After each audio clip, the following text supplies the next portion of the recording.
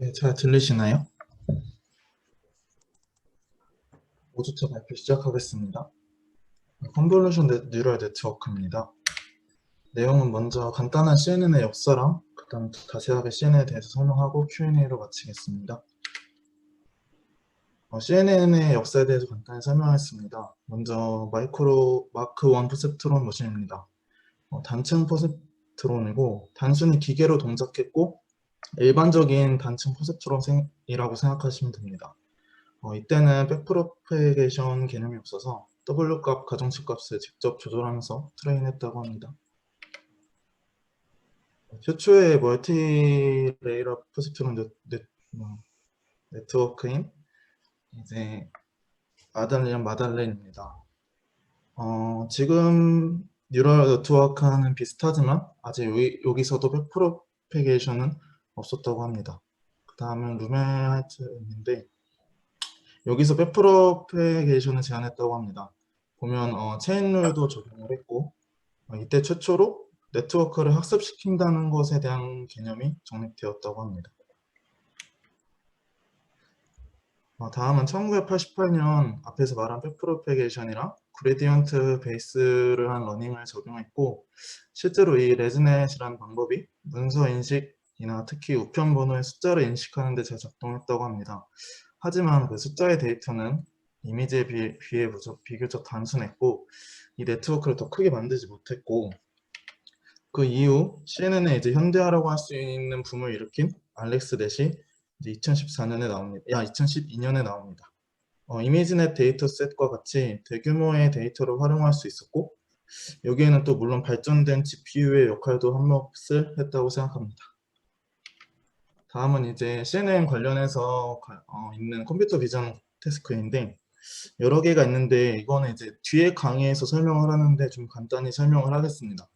먼저 클래시피케이션이랑 로컬라이제이션인데 이미지가 이제 어떤 카테고리에 속하는지 뿐만 아니라 실제 객체가 어디에 위치하는지 이제 바운딩 파스라는 저 네모 빨간 네모로 이제 표현하는 방법입니다. 다음은 이제 시멘틱 시그멘테이션인데 이미지의 픽셀들이 어떤 클래스에 속해 있는지 예측하는 과정입니다. 여기서 뭐 클래스랑 고양이나 잔디 뭐 이런 거를 의미합니다. 다음은 오브젝트 디텍션입니다. 고정된 카테고리를 가지고 이미지가 주어지면 똑같이 바운딩 박스로 위치를 예측하는데 여기서 이제 로컬라이제이션의 차이점은 로컬라이제이션은 객체가 약간 오직 하나뿐이라고 가정을 합니다. 그러니까 오브젝트 디텍션은 보시다시피 개랑 고양이 뭐 다양하게 있으니까 이거를 이미지에 바뀔 때마다 다 잡아줘야 돼서 더 어려운 기술이라고 생각합니다. 그리고 마지막은 객체 시그멘테이션인데 앞에 있는 방법을 다 합쳤다고 생각하시면 될 것 같습니다. 이것이 이제 CNN이 컴퓨터 비전 이미지에 쓰이는 태스크를 얘기한 것이고 그 위에 뭐 위치 추정, 자세 추정이나 항공, 뭐 게임 등에도 많이 사용되어 있고 또 이미지 캡션이라는 게 있는데 그거는 이제 CNN 이미지 처리와 NLP 자연어를 처리를 두 가지를 합친 과제라고 생각하시면 될 것 같고 뒤에서 자세히 언급하니까 그때 또 공부하는 걸로 하겠습니다. 이제 CNN의 기본적인 CNN 들어가기 앞서 풀리 커넥트 레이어에 대해 설명을 하는데 앞에서 말했던 기본적인 학습 과정입니다. 32 곱하기 32 곱하기 3 이미지를 3072 곱하기 1 벡터로 이제 스트레치를 해서 여기에 이제 가중치를 곱하고 벡터 연산을 합니다. 일종의 내적을 하고 그 다음 이제 액티베이트 활성화 함수를 겹쳐서 레이어의 출력 값을 얻어내는 과정입니다. 이 과정은 여태까지 본 신경망의 모든 뉴런과 결합되어 있는 형태인데 이런 게 완전히 연결된 계층을 이제 어파인 계층이라고 합니다. 근데 이제 이미지 프로세싱을 할 때 어파인 계층을 하는데 이제 문제점이 있습니다. 이제 그 문제점이 뭐냐면 데이터의 형상이 무시된다는 것입니다. 이미지는 이제 공간적인 구조가 되게 중요한데 이렇게 스트레치를 해버리면 그 공간적인 구조를 유지하지 못하면서 정보를 살릴 수 없어서 이미지를 파악하는 데 문제가 있다고 합니다. 그래서 이러한 이유로 이제 CNN이 나오게 됩니다. CNN은 필터를 5곱하기 5곱하기 3곱하기 저런 필터를 사용하는데 그 공간적인 정보를 유지하기 위해서 컨볼루션 필터를 저렇게 하고 컨볼루션 과정을 거칩니다. 각 필터의 W에 이에 해당하는 이미지 픽셀을 곱해주는데 실제로 계산은 원소끼리 컨볼레이션을 하니까 쭉 해서 내적하는 거랑 똑같다고 생각하되 공간적인 정보만 유지해 준다고 생각하시면 될 것 같습니다. 간단하게 이건 이제 컨볼레이션 오퍼레이션인데 신호 처리 관련 과목을 수강하셨으면 보셨을 그림이라고 생각합니다. 그냥 간단한 컨볼레이션에 대한 개념이고 이미지 처리에서 컨볼레이션의 정의적인 부분은 이제 주어진 이미지에 적절한 피처를 뽑아내기 위해 사용하는 그 오퍼레이션이고 여기 함수에서 st 함수는 그 데이터의 피처 맵을 의미합니다. 컨볼레이션 하는 과정을 간단히 설명을 하자면 각 필터 W에 이에 해당하는 이미지 픽셀을 곱해줍니다. 위에는 이제 계산하는 과정인데 다들 아마 해보셔서 아실 텐데 그 4 곱하기 4가 있으면 3 곱하기 3을 그 위에 얹혀서 위치에 맞는 걸 하나하나 곱해서 더해줘서 그 더해준 값을 이제 피처 맵으로 나온다고 생각하시면 될 것 같습니다. 만약에 한 개의 필터가 아니고 여러 개의 필터를 사용한다면 이제 다음 그림과 같이 나올 것입니다.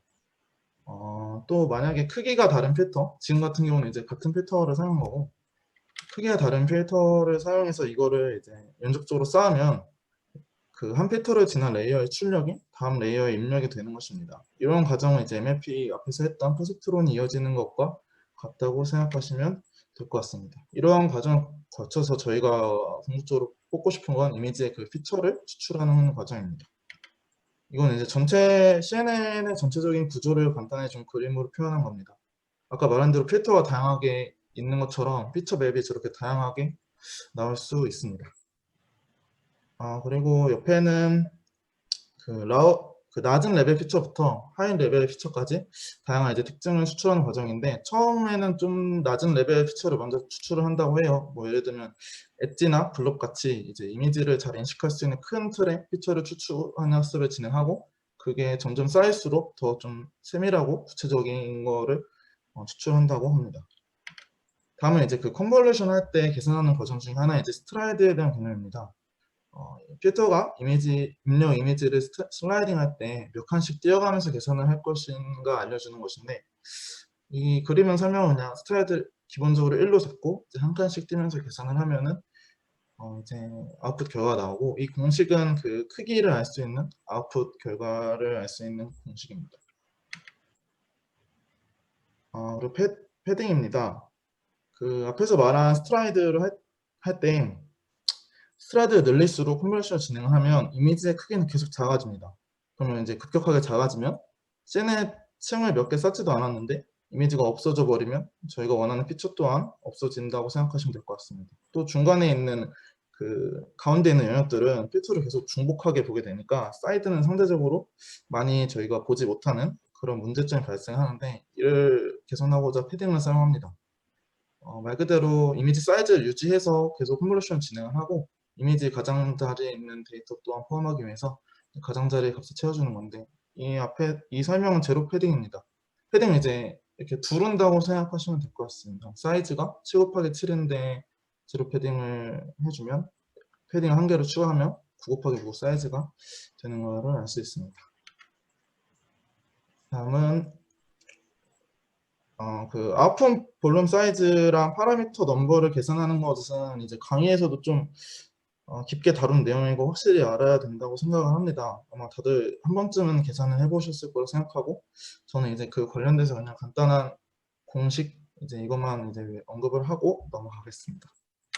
여기서 이제 파라미터 앞에서 말한 건 아웃풋 사이즈의 크기이고 파라미터 개수를 생각을 하면은 조금 이제 5 곱하기 5 곱하기 3인데 여기서 플러스 1은 저희가 앞에서 공부한 바이어스 개념이라 생각하시면 될 것 같습니다. 이 10개가 있으니까 곱하기 10을 해주는 겁니다.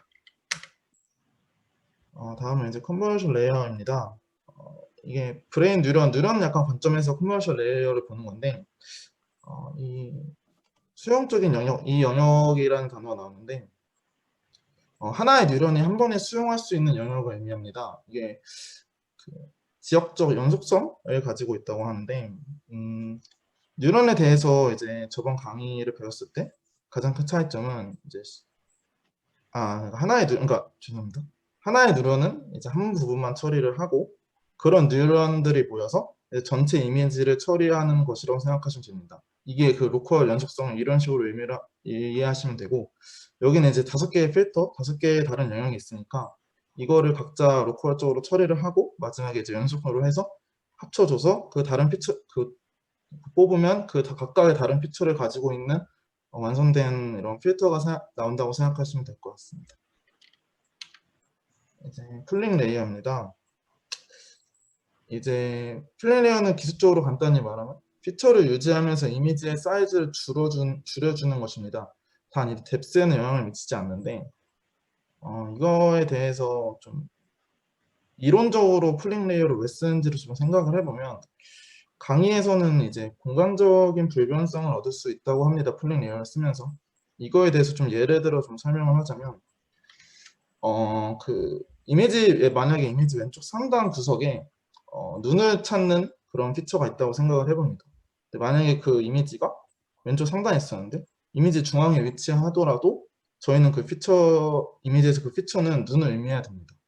그래서 이게 공간적인 불변성이라는 게 이러한 과정을 유지하고자 그 공간적인 불변성을 극복하고 공간의 변화를 극복하고자 풀링 레이어를 이제 사용했다고 생각하시면 될 것 같습니다. 즉 매우 특이한 매우 튀는 피처 중요한 요소를 뽑고 나머지는 이제 버린다고 생각하시면 될 것 같습니다. 풀링 레이어의 이제 간단한 계산인데 이미지의 사이즈가 줄어들면 파라미터 수가 줄어들고 공간적인 불변성을 얻을 수 있고 여기서는 이제 맥스 풀링을 설명을 합니다. 간단히 맥스 풀링은 그냥 그 정해진 영역 안에서 가장 큰 값을 뽑는 것입니다. 그 큰 값은 이미지에서 저희가 원하는 피처의 값이 가장 큰 좀 유의미한 정보라고 생각하시면 될 것 같습니다. 뭐 우리가 다루는 값이 뉴런이 얼마나 활성화가 잘 되어 있는지, 뭐 중요한 피처인지, 또는 이 피처가 그 위치에서 얼마나 활성되어 있는지를 알 수 있는 풀링 그 방법입니다. 맥스 풀링입니다. 일종의 그 스트라이드 기법이라고도 그 설명을 합니다. 강의에서는 비슷하다고. 그리고 실제로 요즘에는 스트라이드가 풀링보다는 더 좋은 성능을 보인다고 강의에서는 설명합니다. 그래서 이제 이거는 이제 풀링 레이어를 설명할 때 강의에서 퀘스천이 되게 많았는데 그거에 대한 간단한 내용인데 풀링을 할 때 겹치지 않는 것은 일반적인가? 네, 이거는 일반적으로 겹치지 않게 풀링을 해준다고 하고 맥스랑 어버리지의 차이는 제가 아까 말한 대로 그 큰 값이 이미지에서 좀 가장 유의미한 특징을 갖고 있어서 맥스 풀링이 더 좋다고 합니다. 그 말한 대로 풀링이나 스트라이드는 비슷한 건데 실제로 스트라이드가 더 좋은 성능을 보인다고 합니다. 이제 앞에서 설명한 컨버전 레이어와 활성화 함수, 렐루, 그 다음 풀링 레이어, 이제 마지막에 풀리 커넥트 레이어까지 다 합친 C는 딥러닝 모듈입니다. 컨버전 레이어는 3차원으로 되어 있습니다. 이 값들을 전부 펴서 앞에서 한 듯이 1차원 벡터로 만들고 마지막에 이제 풀링 레이어의 인풋으로 사용을 합니다. 그럼 이 과정을 거치면 그 아까 말한 로컬 연속이 되면서 컨버전 넷은 모든 출력을 서로 연결을 하는 것입니다. 그 다음에 이제 마지막 그 풀리 커넥트 레이어 들어가는 레이어에서는 공간적인 부분은 신경 안 써줘도 된다고 합니다. 이제 전부 다 통화시키고 그 풀리 커넥트 레이어를 나오면 최종적으로 값을 추론하는데 이게 이제 스코어 값으로 나온다고 합니다. 그래서 이제 뭐 파인지 트로인지 네 그거를 예측을 한다고 합니다. 방금 소리가 들려가지고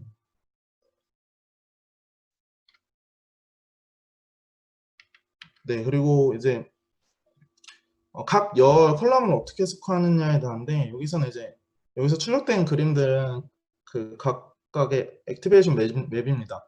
즉 그 하나의 레이어의 결과값인데 마지막 맨 끝에 있는 풀링 레이어의 출력값은 이제 우리가 만든 계층 구조가 여태까지 쌓아둔 계층 구조의 최상위값, 즉 앞에서 말한 것처럼 하이 레벨의 개념을 표현하고 있는 것입니다.